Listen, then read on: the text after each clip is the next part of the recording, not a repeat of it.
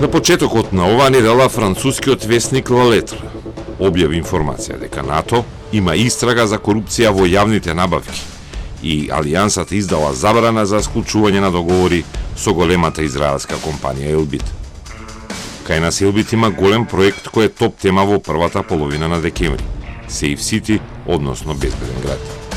На крајот на јуле оваа година, со допис и меморандум на француското тело за набавка на оружје до НАТО, Франција ги алармира сојузниците и централата на Алијансата дека имаат откриени сомнежи за злоупотреба и корупција поврзана со двајца агенти и консултанти на Elbit.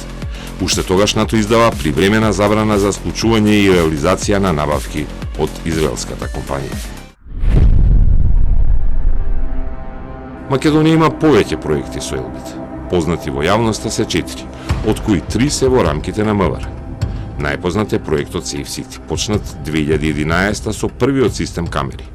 Потоа пред да се стави во употреба за контрола на сообраќајот на почетокот на декември оваа година, системот требаше да се приспособи на потребите и неколку пати во мандати на повеќе министри од двете различни страни на политичкиот хоризонт беа дополнувани договорите со кои се направи актуелниот систем безбеден град. Информациите за вредноста на Safe City се класифицирани и нема официјални информации колку државата досега издвоила за овој проект кој е активен веќе 14 години, а прв пат официјално е употребен во мај 2012 година. Како засебен проект, МВР во тој период набави и систем со камери на северната граница на државата во рамки на проектот наречен Safe Borders, односно безбедни граници.